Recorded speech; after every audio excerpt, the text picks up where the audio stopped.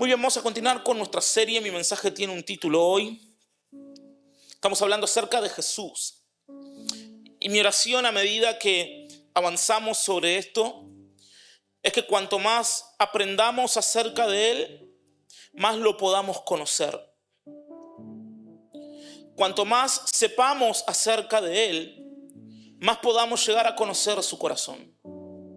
Amigos, nosotros para saber de alguien necesitamos información, pero para conocer a alguien necesitamos una relación. Y yo oro a Dios que a medida que vayan pasando los sábados, que a medida que vayamos siendo expuestos a lo que la palabra dice, que principio a principio el Espíritu Santo nos vaya iluminando, que nuestros ojos sean abiertos, que cada vez podamos ver a Jesús, a Cristo con más claridad. Y estoy seguro, esto es lo que va a pasar. Cuanto más lo conozcamos, más enamorados vamos a estar de Él. Pan y vino. Te pongo un poco de contexto. Jesús está por ir a la cruz. En esta decisión, en esta acción, este hecho que va a cambiar el curso de la historia para siempre. Jesús va a quedar suspendido entre el cielo y la tierra, y entonces todo va a empezar de nuevo. Pero antes de ir a la cruz se va a tomar un tiempo para celebrar la Pascua y cenar con sus discípulos. Una noche antes de que empiece el arresto de Jesús, Él los sienta en su mesa. Seguramente algo que habían hecho varias veces durante más de 3 años, pero esta vez Jesús se sienta con sus amigos, con sus discípulos, y esta vez la cena no iba a ser una cena normal, no iba a ser una cena igual a otras. Esta vez iba a ser diferente, porque esta vez iba a ser la última cena. La última cena antes de que la historia de la humanidad cambie, antes de que tu historia y la mía cambien para siempre. Y en esta cena tan particular y tan especial, porque Jesús sabe que es la última, Él introduce 2 elementos para poder ejemplificar una de las verdades más profundas que abrazamos aquellos que pusimos nuestra fe en Él. Jesús usa 2 símbolos, el pan y el vino, para ilustrar su cuerpo y su sangre. Utiliza pan y vino para ilustrar su sacrificio, pan y vino, para ilustrar el precio que estaba a punto de pagar, pan y vino, para extendernos una invitación donde ahora vamos a ser parte de Él para siempre. Lucas, el capítulo 22, el verso 19 dice: tomó un poco de pan y dio gracias a Dios por él. Luego lo partió en trozos, lo dio a sus discípulos y dijo: esto es mi cuerpo, el cual es entregado por ustedes. Hagan esto en memoria de mí. Y después de la cena, tomó en sus manos otra copa de vino y dijo: esta copa es el nuevo pacto entre Dios y su pueblo. Un acuerdo confirmado con mi sangre. Sangre, la cual es derramada como sacrificio por ustedes. El apóstol Pablo en 1 Corintios, el capítulo 11, le recuerda esto a la iglesia. El verso 23 lo expresa de esta manera, dice: pues yo les transmito lo que recibí del Señor mismo. La noche en que fue traicionado, el Señor Jesús tomó pan y dio gracias a Dios por ese pan. Y luego lo partió en trozos y dijo: esto es mi cuerpo, el cual es entregado por ustedes, y hagan esto en memoria de mí. Y de la misma manera tomó en sus manos la copa de vino después de la cena y dijo: esta copa es el nuevo pacto entre Dios y su pueblo, un acuerdo confirmado con mi sangre. Hagan esto en memoria de mí todas las veces que la beban. Pues cada vez que coman este pan y beban de esta copa, anuncian la muerte del Señor hasta que Él vuelva. Amigos, aquellos que tenemos más años de iglesia, corremos el riesgo de tomar a la Santa Cena como un ritual eclesiástico. Pasan los años y nos vamos acostumbrando y familiarizando con la liturgia, con las actividades, con los horarios. Y podemos cometer el error de familiarizarnos con algo tan sagrado como es la mesa del Señor. Podemos llegar a pensar que la Santa Cena tiene que ver con algo que hacemos en la iglesia un domingo al mes y restarle el verdadero valor y la verdadera importancia que la mesa del Señor tiene. Jesús puso una mesa y habló acerca de dos elementos que son realmente vitales para aquellos que tenemos fe en Él.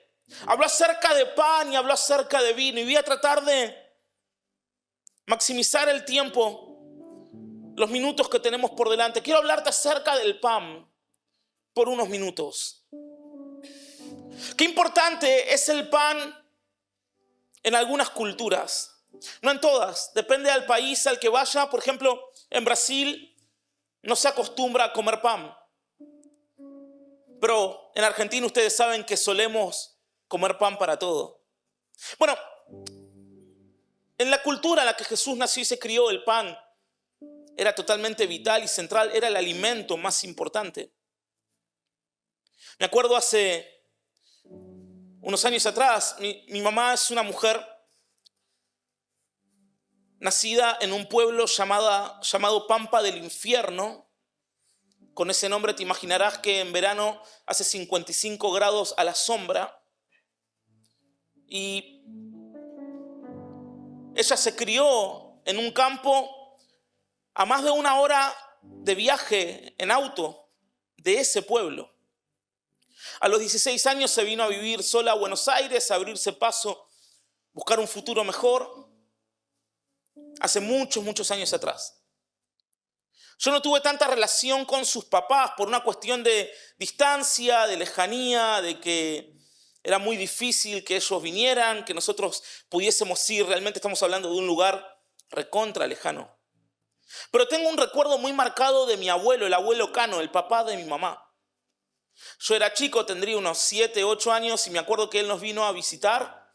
Nosotros vivíamos en San Justo. Y él llegó y entonces mi mamá hizo la comida, le pone el plato y todos estamos contentos porque el abuelo está comiendo, está con la familia y entonces cuando le ponen el plato lo primero que él dice es: quiero pan. Y nosotros en casa en esa época no estilábamos comer pan. Comíamos unas tostaditas de esas duras, ¿viste? Tipo las Riera. ¿Sabes a qué me refiero? Esas que son como para untar y para desayunar. Y entonces mi mamá le deja unas tostadas. Y él dice: yo madera no como.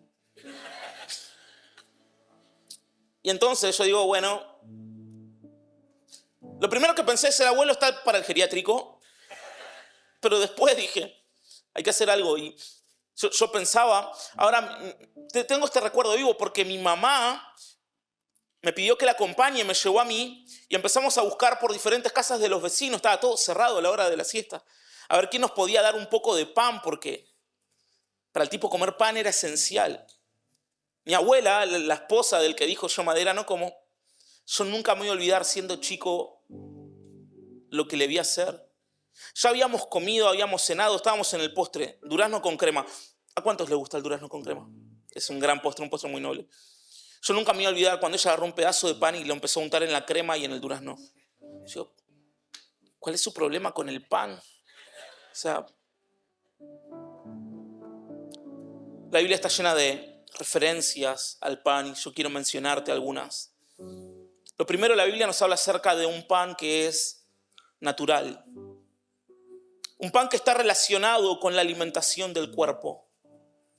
Que no solo habla acerca de un pan literal, pero que hace referencia a los alimentos en sí. Préstame atención, mira. Mateo el capítulo 6, el verso 11, cuando Jesús está enseñando a orar a sus discípulos. Una fracción del Padre Nuestro dice lo siguiente: el pan nuestro de cada día, dánoslo hoy. La Nueva Traducción Viviente en el mismo versículo dice, danos hoy el alimento que necesitamos. Para aquellos que suelen profundizar más en el estudio de la palabra, muchas veces cuando en la Biblia se utiliza la palabra pan, no siempre se habla de pan, el pan que nosotros conocemos, pero se utiliza la palabra pan para referirse a la comida, a la alimentación en general, la comida que nutre el cuerpo. Cuando Jesús habló acerca de pan, no estaba hablando acerca de algo que iba a nutrir el cuerpo, pero estaba hablando acerca de algo que iba a nutrir el espíritu. La Biblia nos habla acerca de un pan que es milagroso.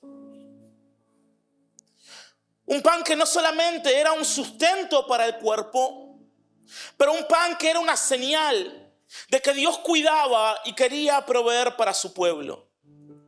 Éxodo del capítulo 16, el verso 14 dice, cuando el rocío se evaporó, la superficie del desierto quedó cubierta por copos de una sustancia hojaldrada y fina como escarcha.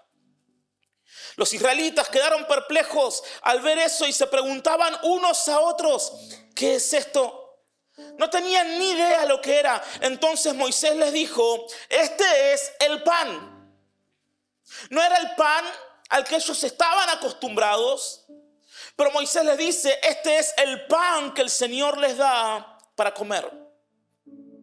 En medio de un desierto, de manera milagrosa y sobrenatural, Dios proveyó pan del cielo. Como si fuese lluvia, caía pan para que los israelitas pudiesen comer. Fue lo mismo que Jesús hizo cuando solamente con 5 panes y 2 peces alimentó a una multitud que algunos calculan que llegaba a 20,000 personas. Por favor, recibí esto en tu corazón. ¿Puedes levantar tu mano al cielo? Mira, yo quiero declarar una palabra, quiero sentenciar esta palabra sobre tu vida. Dios no está asustado por los desafíos que hoy estás enfrentando. Amigos, Dios ya tiene soluciones para problemas que todavía nosotros no tenemos. Y quiero que esto quede grabado en tu corazón y en tu mente. Dios te ama y Él tiene interés en proveer y en suplir para todas tus necesidades porque es un Padre bueno. Hey, recibí esto. A vos nunca te va a hacer falta lo que necesitas para cumplir con tu asignación en esta tierra. Porque como diría nuestro pastor, somos seres presupuestados. Hay un pan que es milagroso, que es sobrenatural. Hay un pan que no tiene lógica. También en la Biblia se nos enseña que hay un pan que es sin levadura. El pan que se nos muestra que era el que se utilizaba a la hora de celebrar la Pascua. En Éxodo, el capítulo 2, el verso 17 dice, celebren el festival de los panes sin levadura porque les recordará que este mismo día yo saqué a sus grandes multitudes de la tierra de Egipto. Ese festival será para ustedes una ley perpetua. Celebren este día de generación en generación. Después de cientos de años, Dios está a punto de sacar a la nación de Israel de la tierra de Egipto, donde habían sido esclavizados, oprimidos y masacrados en reiteradas ocasiones. Y Dios les da la orden de que ellos tienen que celebrar la Pascua y comer, pero el pan que ellos tenían que comer lo tenían que comer sin levadura. Hay una cuestión que es natural y lógica. ¿Por qué? Porque no tenían tiempo para que la masa leudara, para que la masa se hinchara o se levantara. No tenían tiempo para que el pan fermentara.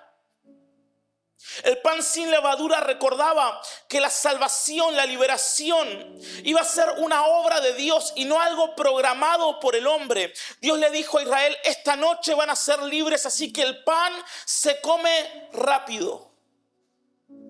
Pero también en la Biblia, la levadura suele representar el pecado, suele representar la corrupción o su influencia que se expande. Jesús habló de esto, dijo que un poco de levadura afecta a toda la masa. Pequeños pecados, pequeñas grietas, pequeñas puertas que abrimos, que cuando no las tratamos con Dios, termina contaminando todo en nuestra vida. La Pascua no solo se trataba de recordar una salida física, se trataba de una limpieza espiritual, de salir de años de idolatría, salir de años de adorar imágenes, salir de años de no tener una relación con un Dios real y personal. La celebración de comer los panes sin levadura era un símbolo, era la sombra de lo que un día iba a pasar. De así como Dios estaba liberando a Israel de Egipto por medio de Moisés, también Dios algún día iba a liberar a la humanidad de la esclavitud del pecado por medio de Cristo Jesús. La Biblia nos habla acerca del pan de la presencia.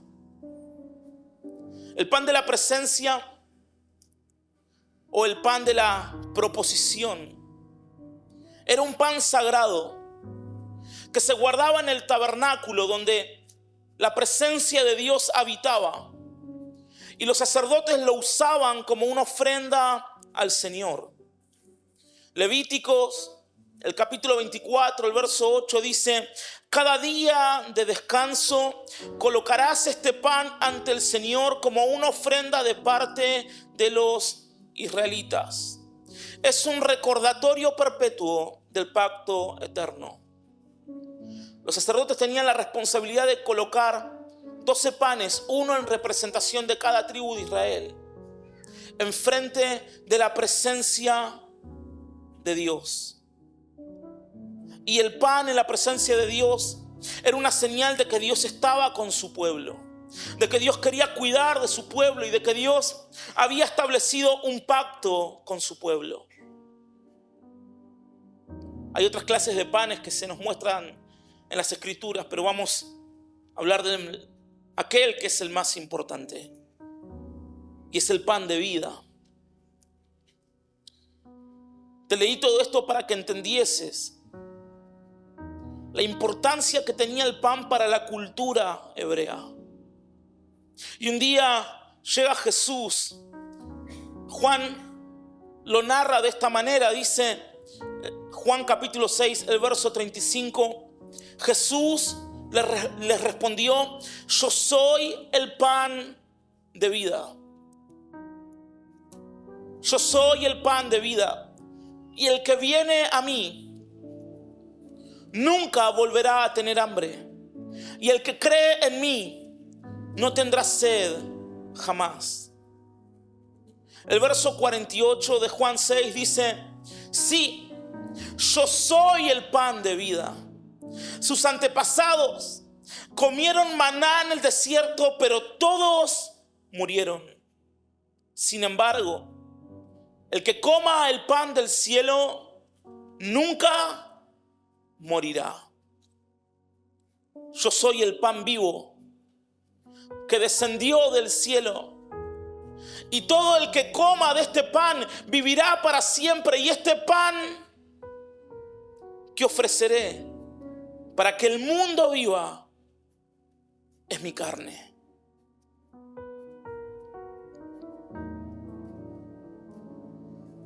Jesús acaba de alimentar a una multitud.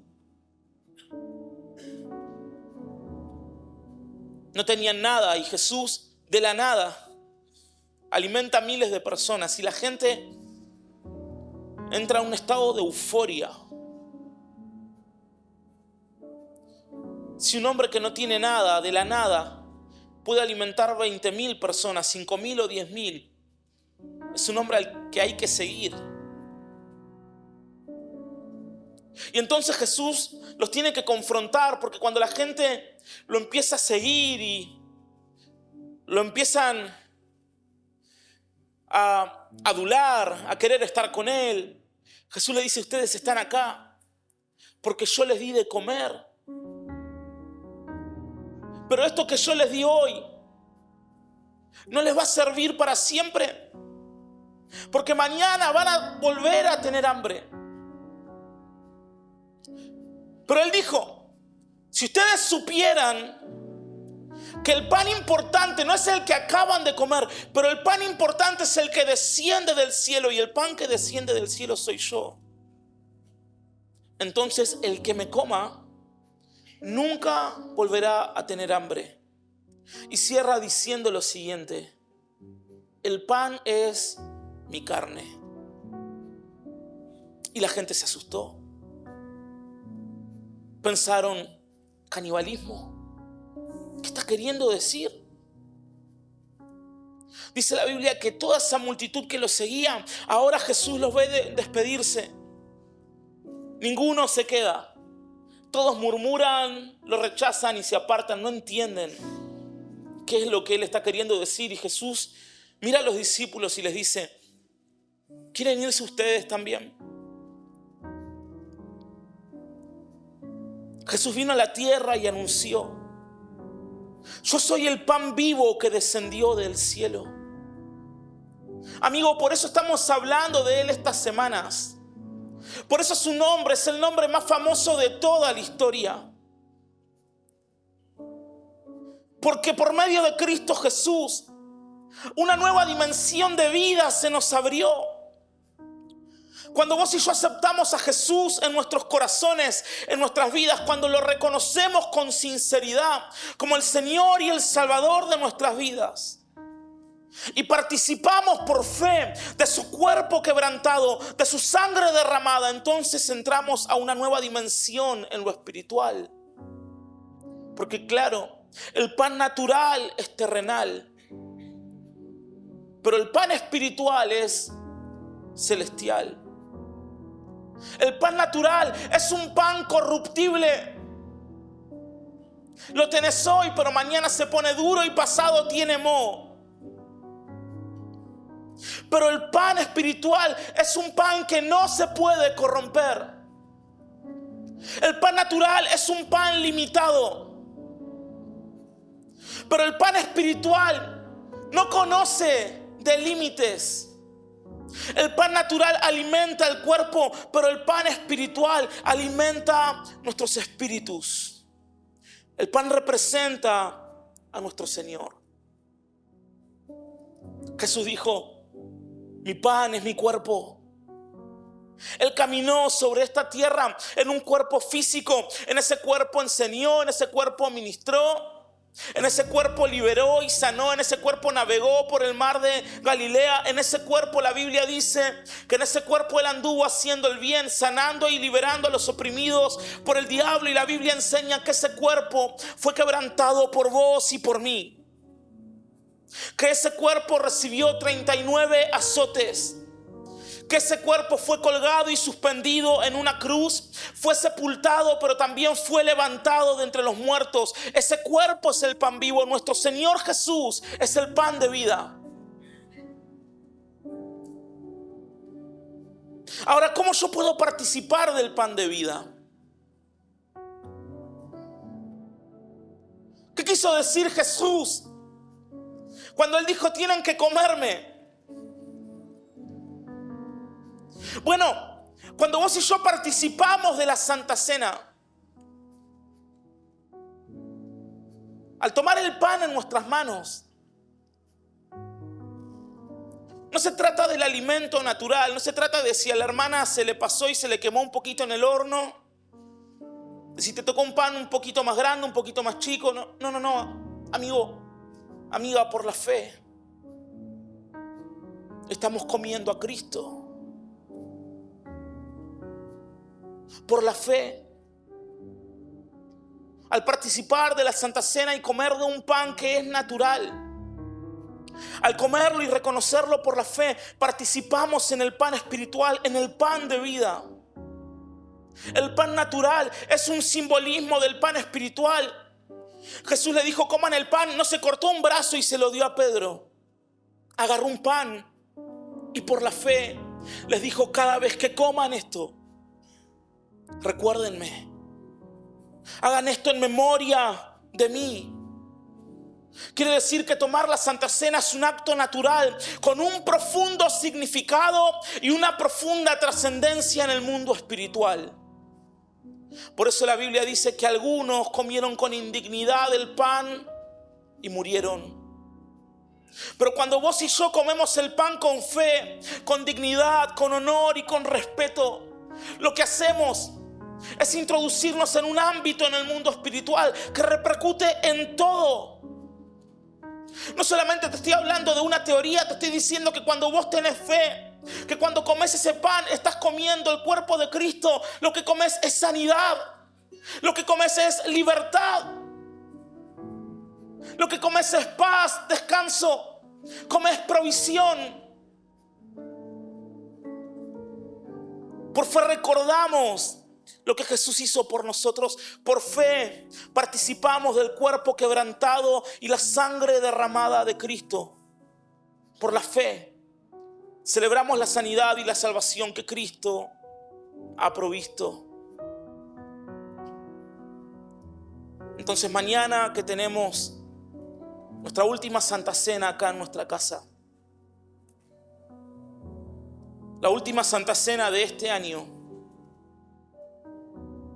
yo quiero animarte a que vengas con fe,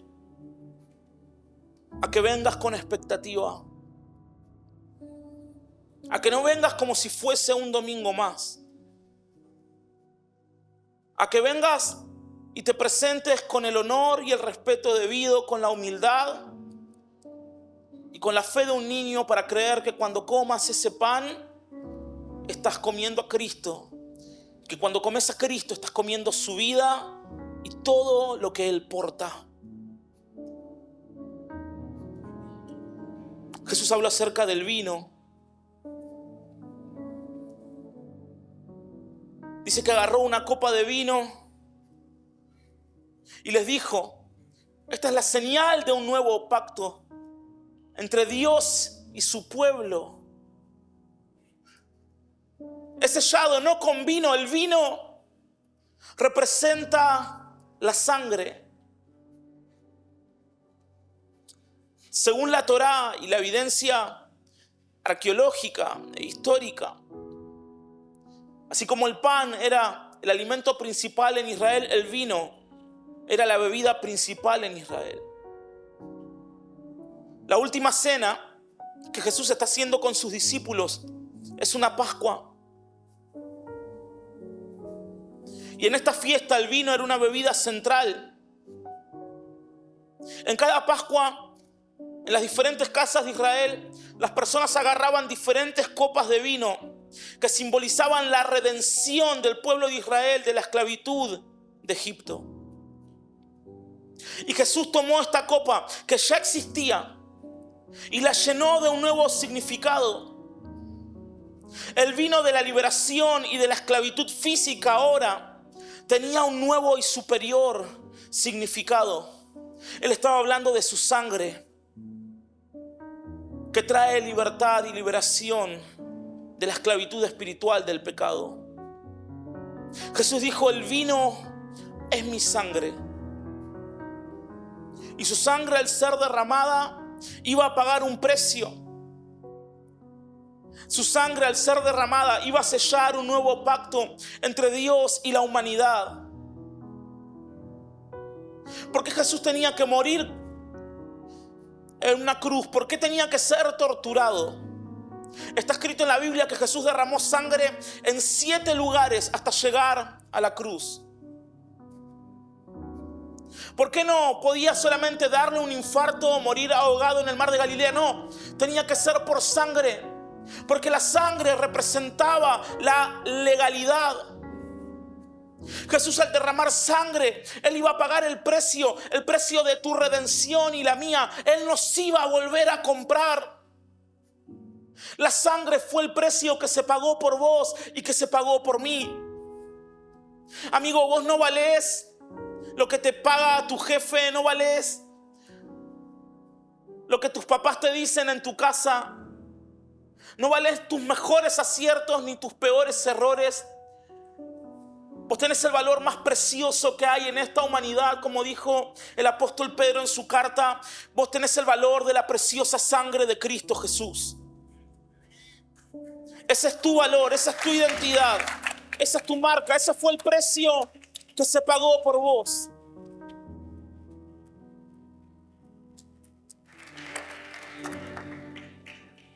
Una vez al año en Israel, el sumo sacerdote iba a sacrificar un animal y derramar sangre. Y si Dios se agradaba del animal, entonces los pecados del pueblo iban a ser tapados por un año.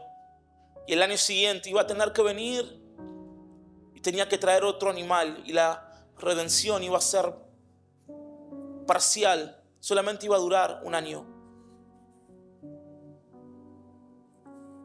La sangre de los animales, la sangre de los corderos,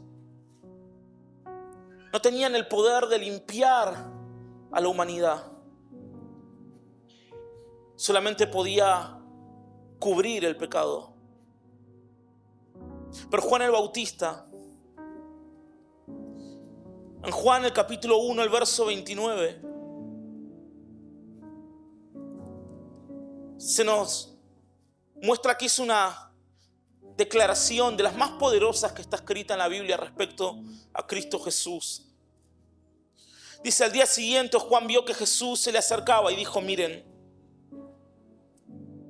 el Cordero de Dios que quita el pecado del mundo. No hay un pecado demasiado grande que su sangre no pueda borrar para siempre. No hay algo demasiado malo que hayas hecho o que vayas a hacer que Dios no pueda perdonarte. Porque no se trata de lo que vos podés o no podés hacer. Se trata de que su sangre ya pagó el precio por tus pecados y por los míos. Y su sangre fue perfecta. Su sangre hizo lo que ningún animal, lo que ningún ser humano podía hacer. Por eso Jesús no podía nacer de un ser humano.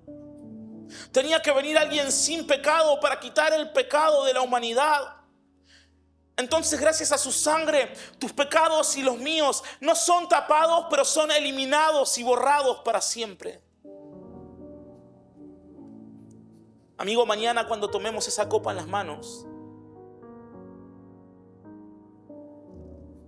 lo que vamos a beber es el precio que se pagó por nuestros pecados. Es el precio que se pagó por nuestra libertad. Es el precio que se pagó para que podamos volver a acercarnos a Dios. Porque sin sangre, sin derramamiento de sangre, no hubiese existido redención alguna. En Primera de Pedro, el capítulo 1, el verso 18, para ir cerrando, dice: pues ustedes saben que Dios pagó un rescate para salvarlos de la vida vacía que heredaron de sus antepasados. Escucha esto, mira. Dice: no fue pagado con oro ni plata, los cuales pierden su valor, sino que fue con la preciosa sangre de Cristo, el Cordero de Dios, que no tiene pecado ni mancha. La preciosa sangre de Jesús, su sangre que derrotó al enemigo, su sangre que aplastó la cabeza de Satanás, su sangre que venció a la muerte para siempre, su sangre que al día de hoy hace temblar demonios y nos da seguridad a quienes creemos en Él, su sangre que es preciosa porque es superior a todas las sangres que alguna vez existieron, su sangre que hoy tiene poder para sanar, salvar o liberar a cualquier persona. Entonces mañana cuando vengas a participar de la mesa, sé bien consciente de lo que estás haciendo. Porque si tenés la fe correcta, el corazón correcto, entonces algo poderoso puede suceder.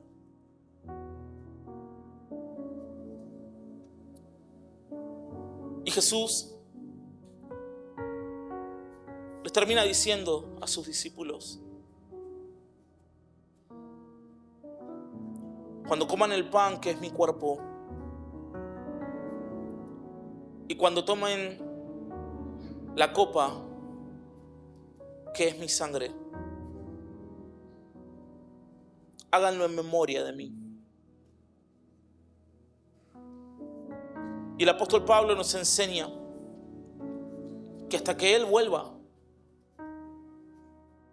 que es lo que todos un día esperamos verle, nuestro deber es recordarlo. Y la manera de recordarlo es compartiendo el pan y la copa. Recordar es volver a pasar por el corazón.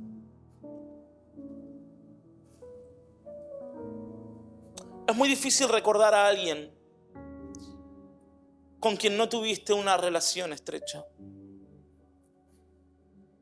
Es muy difícil recordar a alguien a quien no le tuviste afecto. Es muy difícil recordar cuando no se ama.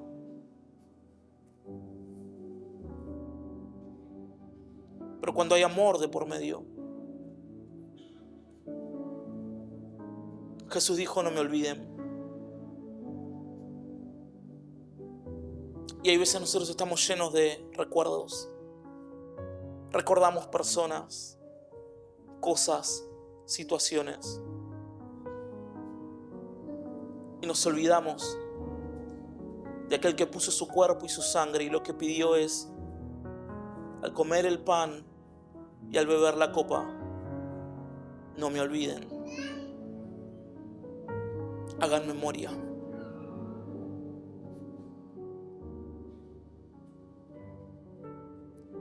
Hay una maldición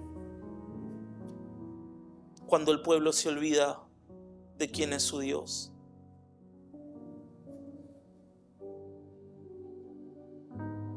Pero vos y yo, hoy, cada día de nuestras vidas, y mañana en particular, en comunidad, en familia, siendo iglesia, tenemos el privilegio y la oportunidad de compartir el pan y compartir la copa para hacer memoria de que Él un día vino, murió por cada uno de nosotros. Hacer memoria de que en su cuerpo y en su sangre fue nuestro pecado, nuestra maldición, nuestra enfermedad, nuestra pobreza. Hacer memoria de que murió, pero que también se levantó y venció a la muerte para siempre. Y hacer memoria de que prometió volver a buscarnos algún día.